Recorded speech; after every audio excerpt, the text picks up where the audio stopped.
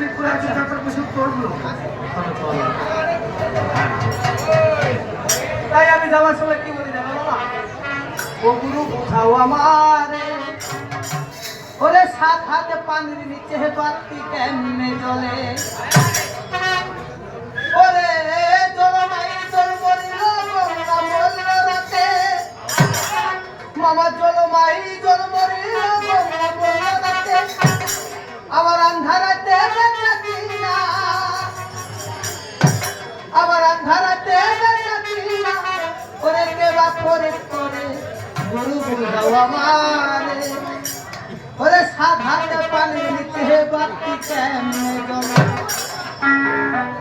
তবে আবার কীর্তন শ্রবণ করবো না। ও গুরু বোঝাও আমারে, সাত হাতে পানির